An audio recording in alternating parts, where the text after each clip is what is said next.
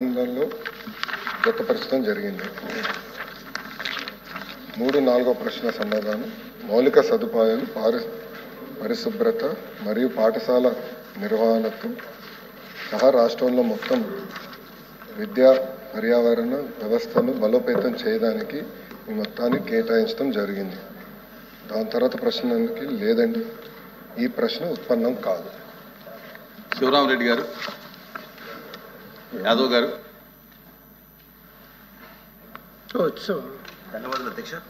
గౌరవ మంత్రి గారికి కూడా ధన్యవాదాలు తెలియజేస్తూ అధ్యక్ష, ఏది ఏమైనప్పటికీ అమ్మఒడి అనే పథకం పేద విద్యార్థులకు లబ్ధి చేకూర్చాలని చెప్పి దేశంలోనే మొట్టమొదటిగా మా నాయకుడు అమ్మఒడి అనే కార్యక్రమం ఏర్పాటు చేసి నెలకు 15,000 ఇచ్చిన మా నాయకుడికి ధన్యవాదాలు తెలియజేస్తూ అధ్యక్ష.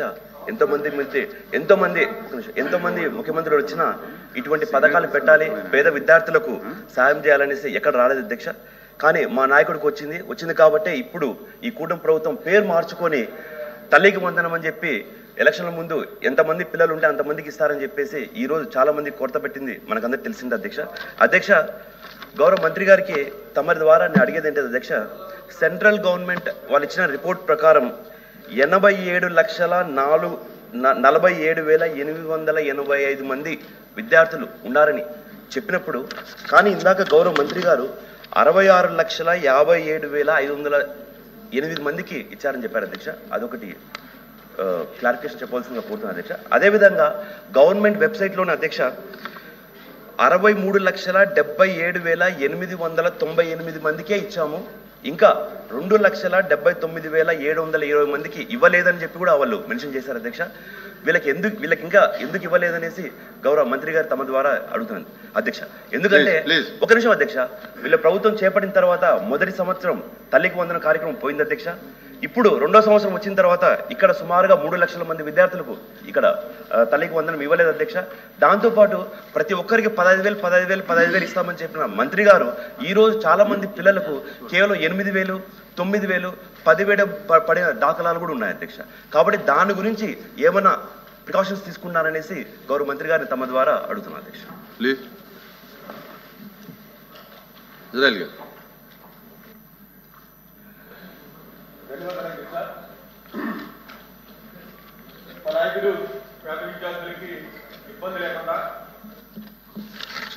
ప్రతి సంవత్సరం కూడా చదువుకునే విద్యార్థులకి బ్రహ్మాండమైనటువంటి ఆలోచన విధానంతో అమ్మఒడి అనే పథకాన్ని తీసుకొచ్చి 15,000 రూపాయలు ఇచ్చారు అధ్యక్ష. ఆ రోజు మరి సూపర్ 6లో భాగంగా తల్లికి వందనం కార్యక్రమం తీసుకొచ్చి అమ్మఒడి పథకాన్ని కాపీ కొట్టి తల్లికి వందనం కార్యక్రమం తీసుకొచ్చారు అధ్యక్ష. తీసుకొచ్చిన వెంటనే వీరు సుమారు ఈ రాష్ట్రంలో 87,42,000 మంది విద్యార్థులు ఉన్నారు అధ్యక్ష. వీరిస్తానన్నది 67,27,164 మందికి అని చెప్తున్నారు అధ్యక్ష. అఫీషియల్గా ఇచ్చింది 54,94,703 మందికి ఇస్తున్నారు అధ్యక్ష. అందులోనూ మొదటి సంవత్సరం ఎగ్గొట్టారు అధ్యక్ష, 2వ సంవత్సరం అరకొరగా ఇస్తున్నారు అధ్యక్ష. దాంట్లో భాగంగా మరి ఇంట్లో ఎవరైనా ఫీజు రీఎంబర్స్మెంట్ పొందితే వాళ్ళకి పథకం కట్ట అధ్యక్ష. అదే సందర్భంలో విద్యుత్ బిల్లులు 300 యూనిట్లు దాటి వస్తే ఈ పథకం వర్తించట్లేదు అధ్యక్ష. అదే సందర్భంలో ప్రతి స్కూల్లో కానీ మా ఏరియాలో సాంఘిక సంక్షేమ పాఠశాలలు ఉన్నాయి అధ్యక్ష. అందులోకి వెళ్ళి అడుగుతుంటే కనుక చాలా మంది విద్యార్థుల్ని మీకు తల్లికి వందనం పథకం వచ్చిందా అంటే కనుక అందులో సగం మంది మాకు తల్లికి వందనం పథకం రావట్లేదు అన్నది అధ్యక్ష. ఎందుకు రావట్లేదని కారణం అడుగుతుంటే కనుక కరెంటు బిల్లు 300 దాటితే ఆ పథకం కట్టదు అధ్యక్ష. అదేవిధంగా దయచేసి వినండి ప్లీజ్ అధ్యక్ష. అదే సందర్భంలో కేంద్ర రాష్ట్ర ప్రభుత్వాలు స్కాలర్షిప్లు పొందుతున్న వారికి ఈ పథకం ఇవ్వట్లేదు అధ్యక్ష. అదే సందర్భంలో కుటుంబానికి బియ్యం కార్డు లేకపోతే ఈ పథకం ఇవ్వట్లేదు అధ్యక్ష. నెలవారీకి ఆశా వర్కర్లకు కానీ లేదంటే మిగతా వారికి కానీ 11,000, 12,000 జీతాలు వచ్చే వారికి ఈ పథకం ఇవ్వట్లేదు అధ్యక్ష. అదే సందర్భంలో 1000 చదరపు అడుగుల స్థలం ఉంటే కనుక ఈ పథకాన్ని కట్ చేశారు అధ్యక్ష. అసలు మీరు ఈ పథకం 30 లక్షల మందికి ఇప్పటి వరకు అందట్లేదు అధ్యక్ష.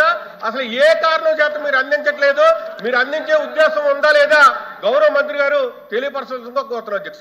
ప్లీజ్ మంత్రి గారు. అధ్యక్ష ఇజ్రాయెల్ గారు స్కూల్కి వెళ్ళి అమ్మ ఒడి వచ్చిందా అంటే రాలేదన్నారు అధ్యక్ష. అమ్మ ఒడి కాదు అధ్యక్ష, అది తల్లికి వందనం. తల్లికి వందనం అడుగుంటే కరెక్ట్గా చెప్పేవాడు. రెండు అది అమ్మ ఒడి రాలేదని, అదేంటున్నా రాలేదనింది అమ్మ ఒడి, రాలేదనింది అమ్మ ఒడి. మనం ఇచ్చేదేమో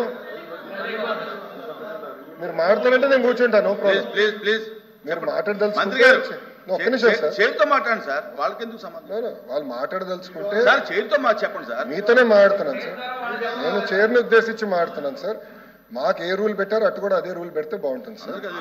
వాళ్ళు నన్ను ఉద్దేశించి మాట్లాడినప్పుడు మీరు కూడా అదే రూల్ పెట్టండి సార్ వాళ్ళకి.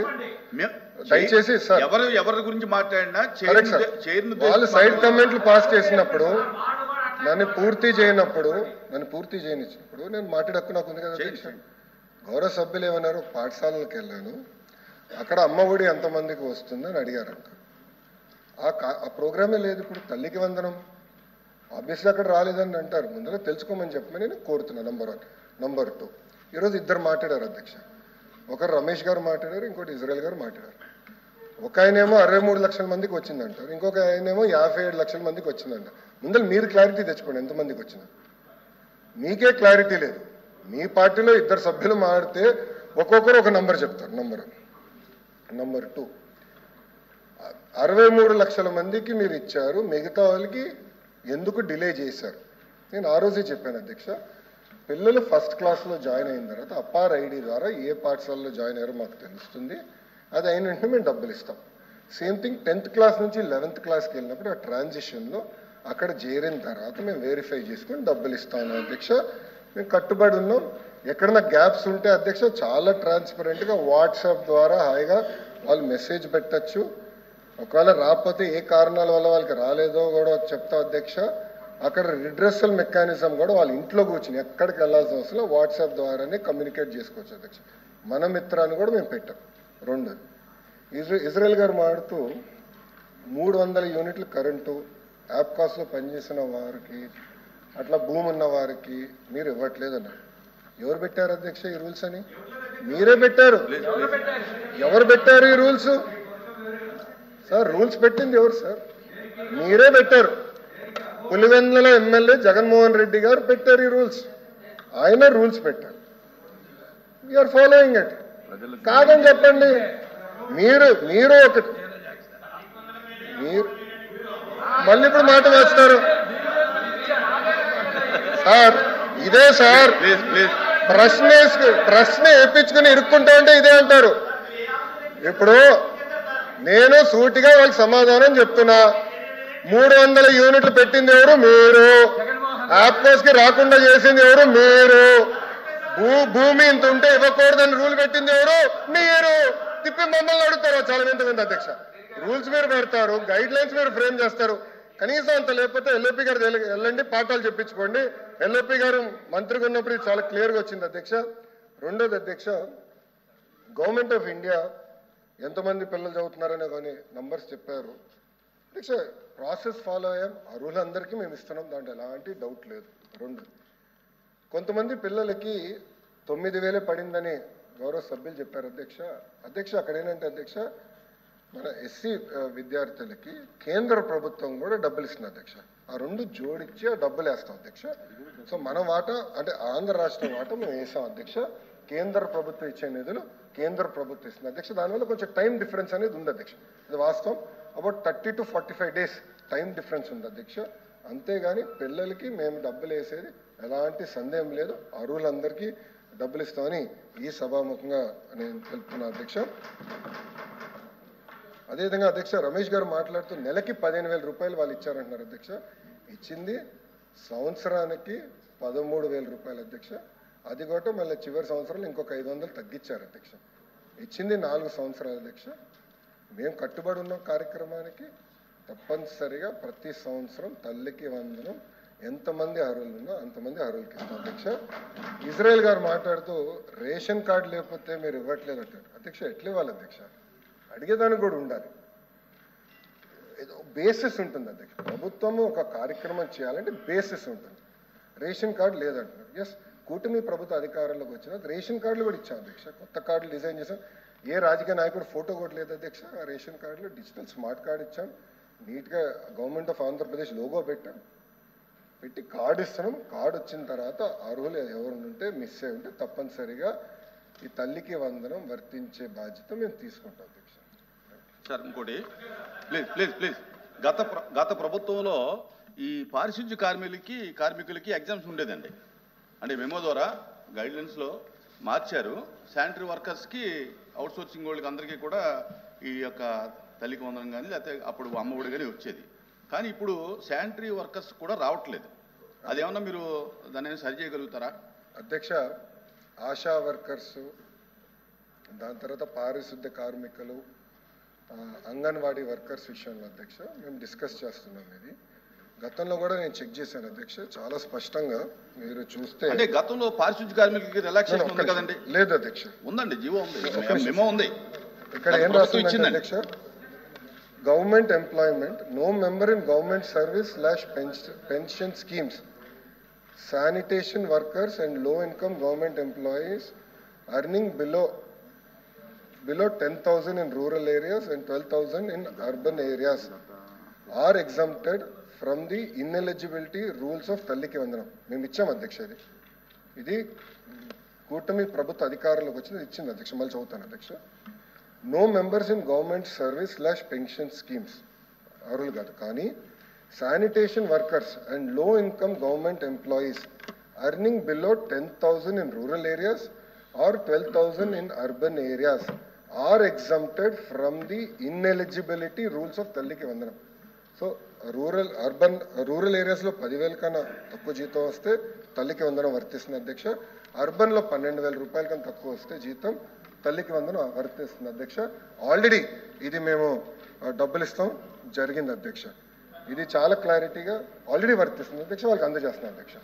అంటే ఎలాంటి డౌట్ లేదు సార్. అది కాదు, ఇప్పుడు మున్సిపాలిటీస్లోను వాటిల్లోనూ అర్బన్లో 18,000 ఇస్తున్నారు అవుట్సోర్సింగ్లో. మీరు 12,000 పెడితే వాళ్ళకి ఎలా వర్తిస్తుందండి? కరెక్ట్ అధ్యక్ష. అది మార్చుకోవాలి. మేము గైడ్ లైన్స్ ఫ్రేమ్ చేశాము, గతంలో కూడా గైడ్ లైన్స్ ఫ్రేమ్ అయ్యాయి. మున్సిపాలిటీస్లో 12,000 లేదు కదండి. మేము పెంచాం అధ్యక్ష, వచ్చిన తర్వాత మేము పెంచాం. అది కాదు, 12,000 జీతాలు కూడా మేము పెంచాం అధ్యక్ష. అవును, జీతం పెరిగింది కదండి. కరెక్ట్ సార్, మేము జీతాలు మేము పెంచాము, కొన్ని గైడ్ లైన్స్ ప్రకారం మేము వెళ్తున్నాము అధ్యక్ష. నన్ను పూర్తి చేయనియండి ప్లీజ్. ఆడమంటారా? మీరు మాడుతాను కూర్చుంటారు, నో ప్రాబ్లం. మాట్లాడండి మంత్రి. ఎల్ఓపి గారు కొంచెం కంట్రోల్ చేయండి, మీ మనుషుల్ని కొంచెం కంట్రోల్ చేయండి సార్. సార్ ఇప్పుడు నేనేది ఏంటంటే అధ్యక్ష, అంగన్వాడీ వర్కర్స్, ఆశా వర్కర్స్ కూడా మమ్మల్ని అడిగారు, అది మేము టేకప్ చేస్తాం అధ్యక్ష. I stand corrected in the house. పారిశుద్ధ్య కార్మికులు టోటలీ ఎగ్జామ్ చేశాం అధ్యక్ష, ఆల్రెడీ ఎగ్జామ్ చేశాం. రావట్లేదండి, ఆల్రెడీ ఎగ్జామ్ చేసాం. మీరు కొంత వివరాలు పంపించండి అధ్యక్ష, నోట్ ద్వారా పంపిస్తాం. I stand corrected. తర్వాత అంటే గైడ్ లైన్స్ ఇది ఉన్నాం, తర్వాత మేము ఎగ్జామ్ చేసాము. ఐ స్టాండ్ కరెక్టెడ్ ఉంది, 100% ఎగ్జామ్ చేసాం. ఎగ్జామ్ చేసినట్టు ఏమి జీవో రాలేదు కదా, జీవో కానీ మెమో కానీ రాలేదు. ఇచ్చాం సార్, అది మెమో ఇచ్చేసాం సార్, అది డబ్బులు కూడా వేసాం సార్. ఎంతమంది పారిశుద్ధ్య కార్మికులకి డబ్బులు ఇస్తాం కూడా ఆ మెమో ఉంటే నాకు ఒకటి ఇమ్మనండి. We will table it in the house అధ్యక్ష. ఎంతమంది ఎగ్జామ్ ఎంతమందికి ఇచ్చాం పేమెంట్ అనేది హౌస్లోకి మేము ఇస్తాం అధ్యక్ష. Thank you please. ఎల్ఓపి గారు. అధ్యక్ష, ఇప్పుడు మంత్రి గారు చెప్తున్నప్పుడు అదే పారిశుద్ధ్య కార్మికుల దగ్గర మళ్ళీ తిరిగి వారు రీకన్సల్ట్ చేసుకొని చెప్పారు. It's okay, fine. దాంట్లో there is no dispute, there is no clarity, there is no issue. రెండో విషయంకి వస్తేప్పటికి వారు చెప్పినంతలోనూ ఎప్పుడు ఇచ్చి దగ్గర 2 నెలలు ప్రోగ్రామ్ స్టార్ట్ అయ్యి 2 మంత్స్ అయింది. ఈ వాటికి ఉన్న రాష్ట్రంలో ఉన్న ఏదైతే మీరు ఏ సంఖ్యకి ఇచ్చారు, ఏదైతే కేంద్ర రాష్ట్ర ప్రభుత్వాలు వచ్చి కాంబినేషన్తో మేము ఇస్తున్నామన్నామో అది ఇప్పటికొచ్చి రాలేదనే విషయాన్ని చాలామంది చెప్తున్నారు. వాళ్ళకి ఏమైనా ఈ రోజుకి కంప్లీట్ అయిందా, ఇంకా కేంద్ర ప్రభుత్వం డబ్బు ఇంకా పెండింగ్ ఉందా, ఉంటే ఆ నెంబర్ ఎంత ఉంది అది దయచేసి ఆ నెంబర్ క్లారిటీ ఇస్తే అది బాగుండేది. ఇప్పుడు వచ్చి మీరు చెప్పిన దాన్ని మొత్తం విన్నాను నేను. ఎక్కడా కూడా ఈ రోజుకి ఎంతమంది అర్ధాలకు ఇచ్చారనేది ఎక్కడా కూడా నెంబర్ చెప్పలేదు మీ నోట్తో. దాంతోపాటు కేంద్రం ఎంత గ్యాప్ ఉందనేది ఆ నెంబర్ కూడా చెప్పలే. దయచేసి ఆ ఇన్ఫర్మేషన్ చెప్పండి, లేకపోతే పంపించండి. మంత్రి గారు.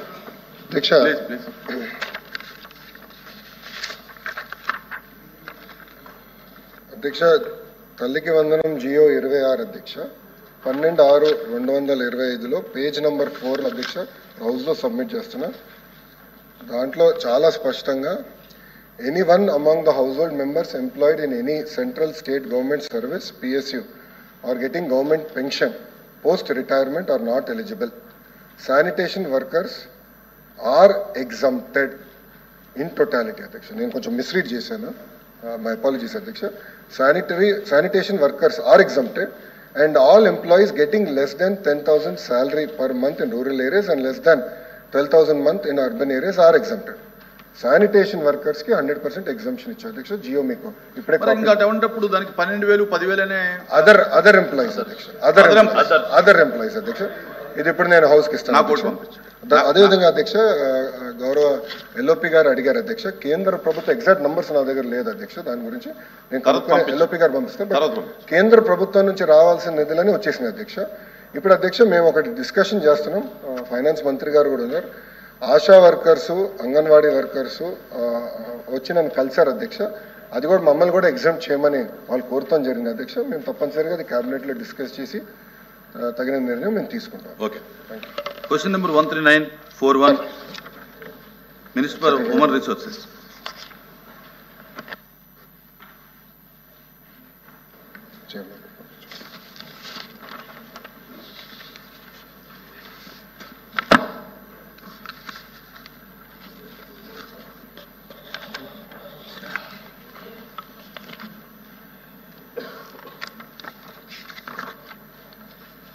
అధ్యక్ష, మొదటి ప్రశ్నకి సమాధానం అవునండి.